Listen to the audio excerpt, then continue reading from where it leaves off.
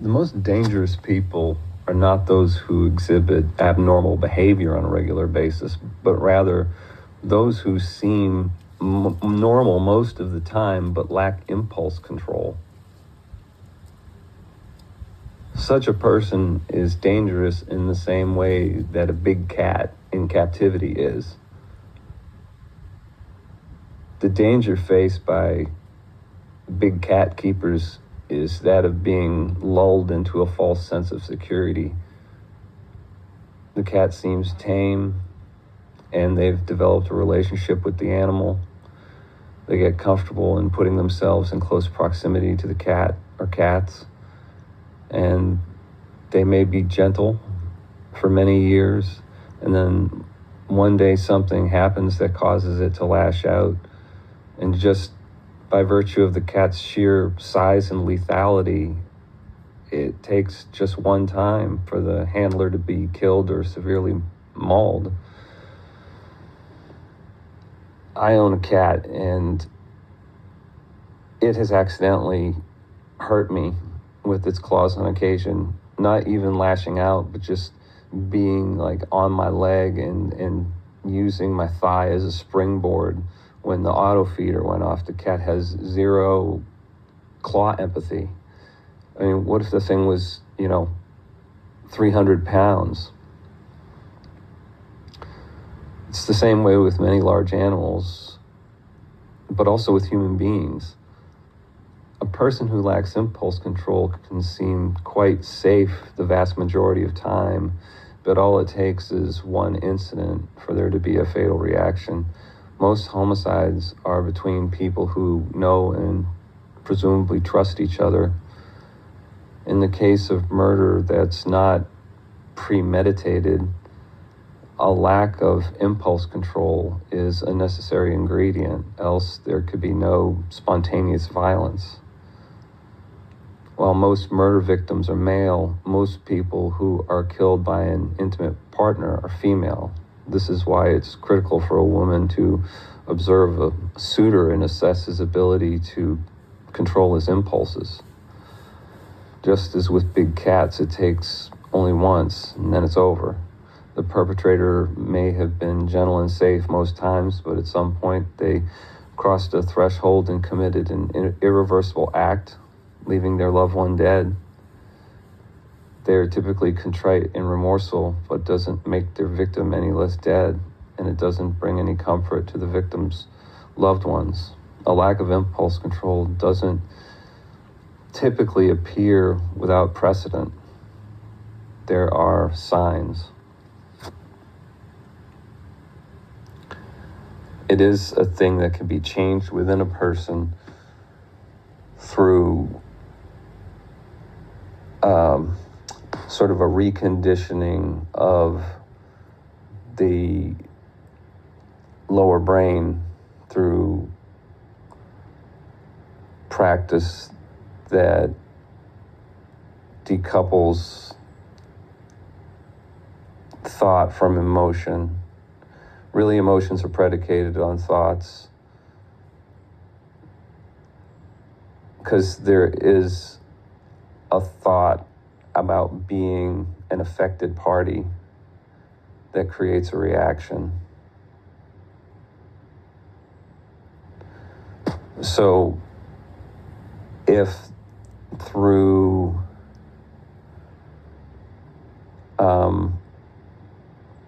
perceiving reality differently, there's not a sense of being a winner and loser, there are fewer triggering events, and the areas of the brain that overreact to stimuli,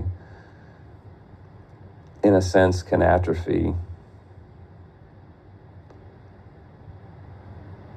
become less powerful in the way that they cause the body to react.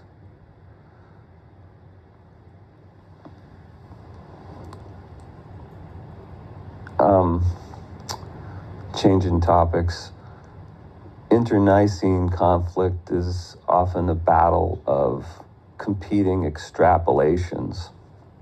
People have different predictions about the future that will come through a certain course of action, and there's a certain mutual exclusivity of the path.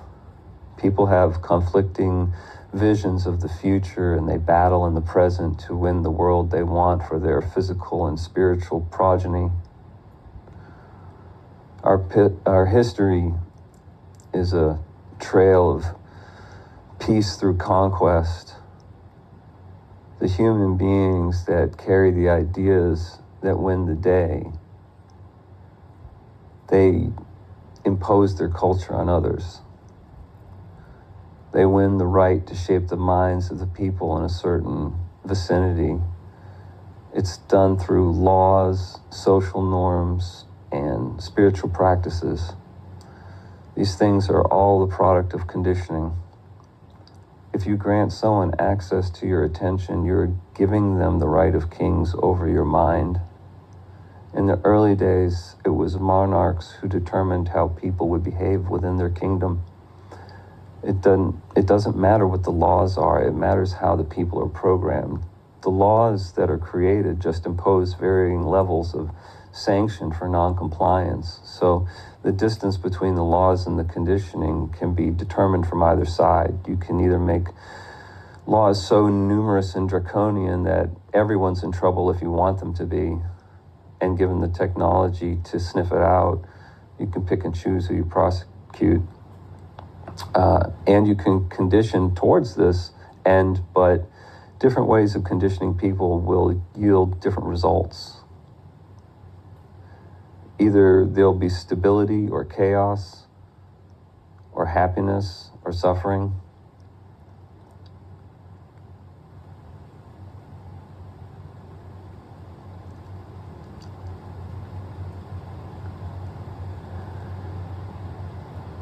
People can be conditioned to adhere to mutually beneficial rules that only minimally have to be enforced. If there is a culture that emphasizes some moral imperative that gets into the hearts of people, there has to be some sentimentality associated with it. People have an urge to contribute to something larger than themselves.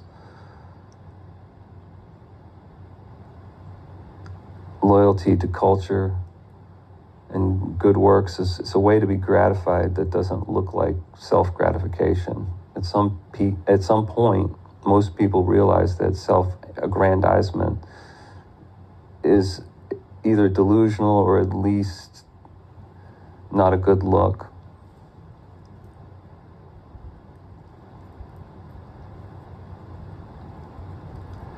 Before the internet was there for me to access, not before its inception, but before its mainstreaming, there were certain things I thought I was good at.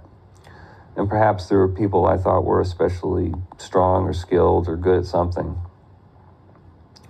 But before the internet, you could only witness the people in front of your eyes or through the narrow bandwidth of television and radio. There were only so many talent shows that you were going to watch, but that's very much what you see on video hosting platforms. Now you have the freedom to see every garage guitar god, who in previous generations would be basically an unknown hometown player.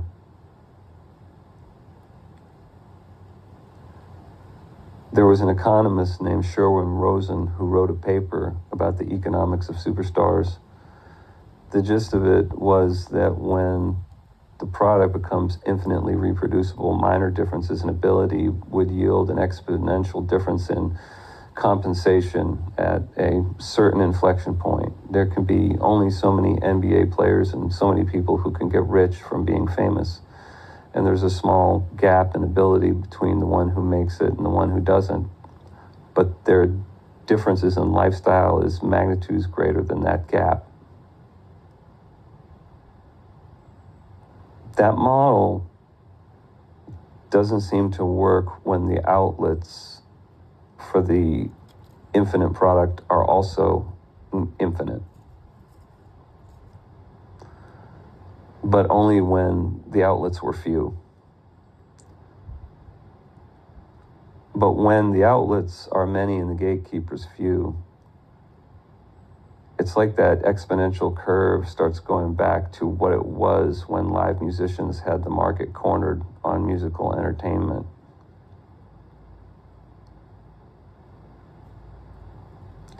People can decide for themselves what they want to consume now in the way of information, and that divides up the share of eyeballs which can be arbitraged for advertisement money. Everybody has a chance to be some kind of entertainer, and it is pulling eyeballs away from the people who are propped up by gatekeepers as the best at what they do. I'm not saying that there are a great many bucket heads out there, but it's more likely that another one will be discovered today than in decades past. In the past, such prodigies would be described by locals as somebody who could have been a professional musician if only they had been discovered. The fact has been that the limited number of outlets, each with its own gatekeeper, made for a disconnect between the abundance of talent in the species and which specimens should get the attention and resources. Those gatekeepers would concentrate the rewards to an artificially small number of people through an infinitely reproducible product. And now that the gates have become near limitless, those gatekeepers are trying to recover from this disruption by controlling all the gates or getting upstream of those gates, get closer to the headwaters of where the information can be accessed, and just stop everybody from having any kind of platform. There can be no free communication between individuals, sans that which is totally unaided by technology. They're trying to get their hands back around the information spigot, but there has been a tearing of the veil, so to speak. Many people have gotten an understanding of how information works and how it is accepted on a first come, first served basis.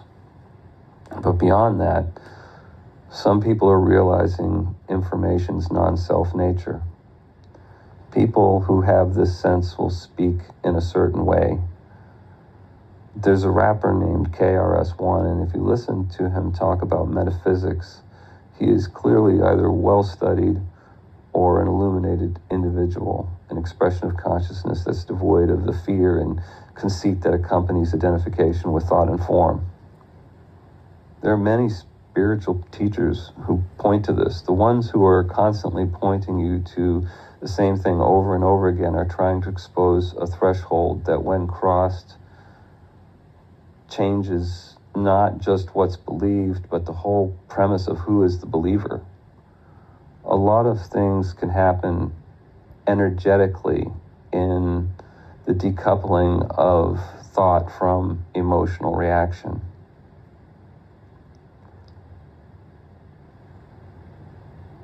Emotional reaction is evidence of a certain view.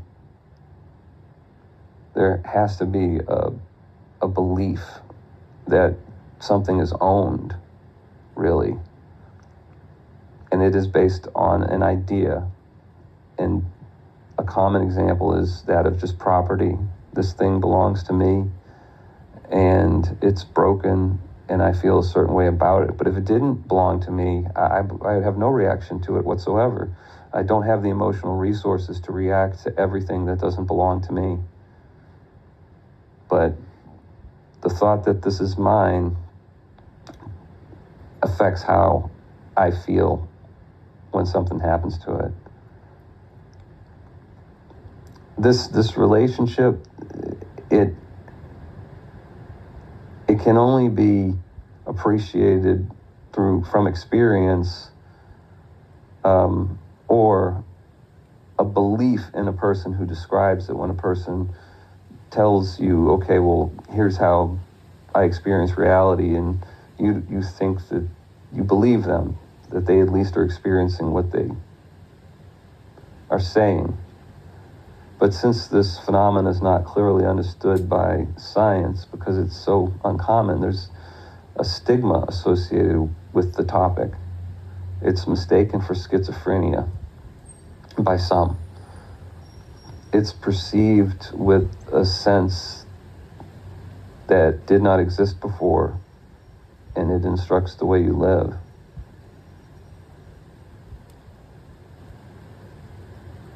It can be clearly seen how it modifies behavior, and it can be clearly understood how its ubiquity would change the world.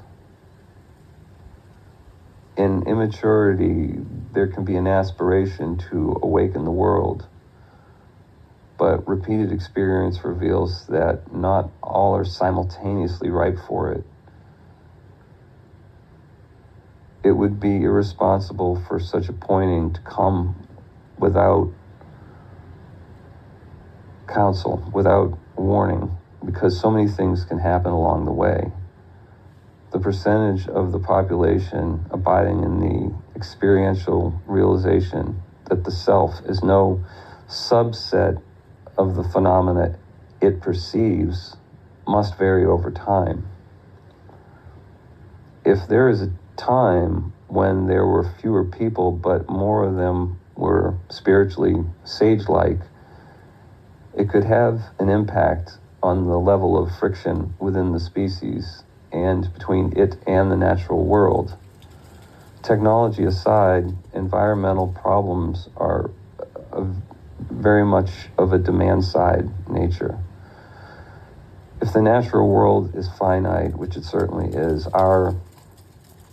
it is our propensity to exploit it that drives environmental catastrophe. Every human being seems to be a little king trying to win a kingdom. That only works with adequate checks and balances. There is game theory to describe this problem between humans. The walls of insularity that separate people groups make it impossible for them to trust each other. It seems the best we can hope for is some peace through parity of arms or mutually assured destruction. It's like the world is driving for consolidation on many levels. In the old days, peace was maintained through the exchange of hostages. If you really loved your family and they lived with your enemy, and their family lived with yours, it would give you some stake in honoring your commitments. This is how it worked between monarchies. Between states, there are sanctions. Some wars are failures of diplomacy and others failures of conscience. To militarily exploit a neighboring people is either an expression of covetousness or avarice or a tremendous hardship that calls for the usurping of resources for survival.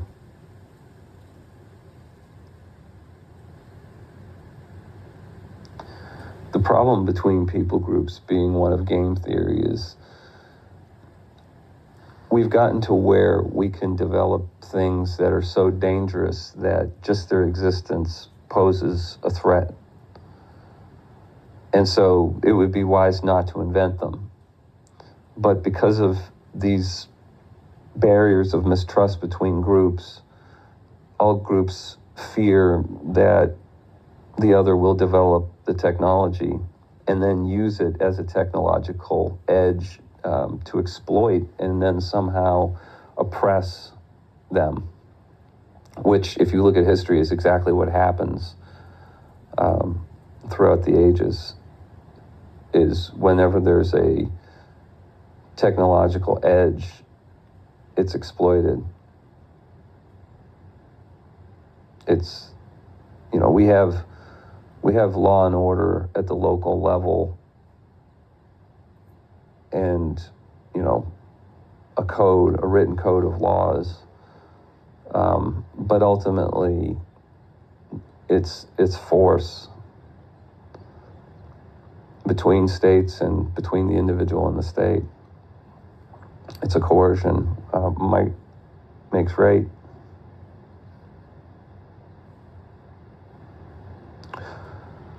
So, how then to deal with that problem of, it's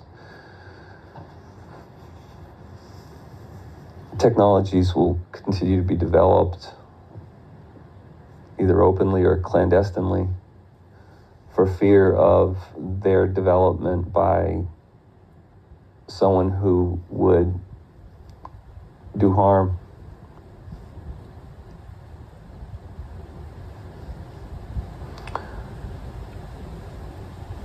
There's no working against this problem from the state of mind and body identification, because every triumph of some activist point of view, to the extent that that activist holds ideas about the way the world should be that differ from others,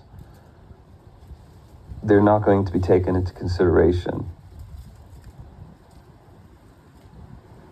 People work towards particularized ends that are like a zero-sum game, where resources are finite.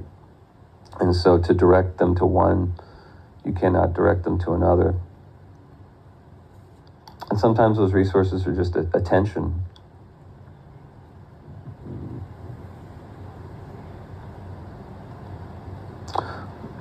One can only approach the problem without that identification.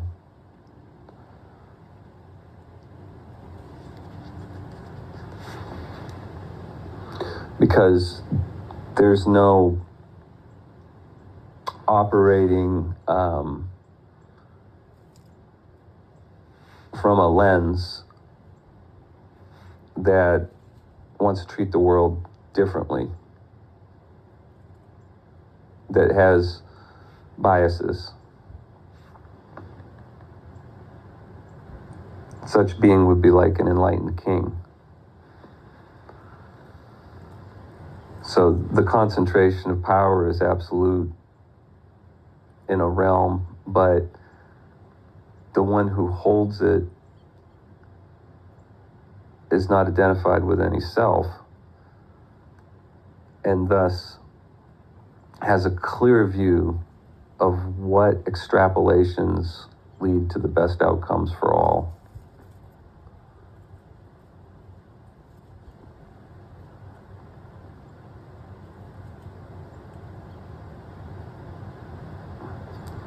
It seems like the stakes of the hostage system are not high enough to counter the stakes that come into play with huge concentrations of power that technology has facilitated. So you have huge nation states, and the stakes are too high to be weighed against just like the lives of a few family members of some royal family, or so it seems. But there could never be a world of enlightened rulers. At least it could never be a permanent state of affairs in a monarchic system, because the problem of succession, and you would never have like an enlightened king on the throne all at any one time. I don't know. It just seems like the incentive within a society to ascend to the halls of power is one that it seems to recruit the most deeply unconscious, the most ambitious.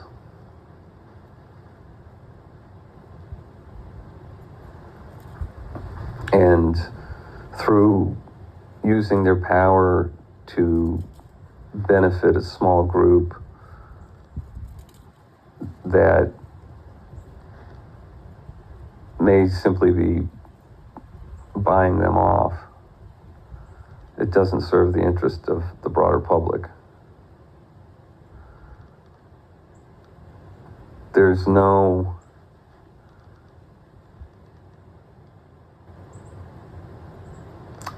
only the wisdom that the representatives bring with themselves.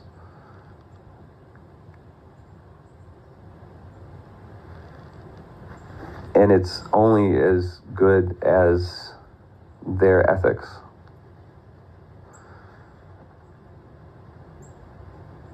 And the maintaining of those ethics is really only as good as the countermeasures to fraud and graft.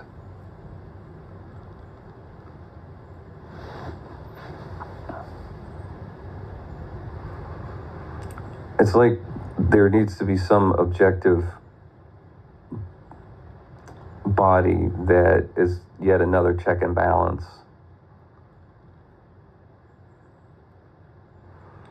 That can just say, hey, this is really what we think would happen. And there's no incentive to say otherwise. And that body would, have the best minds and the best technology and, would be honored.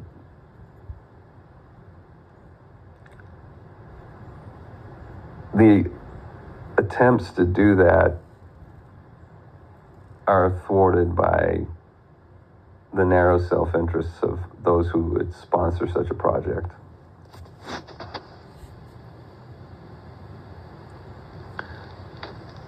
They see people as redundant, not needed.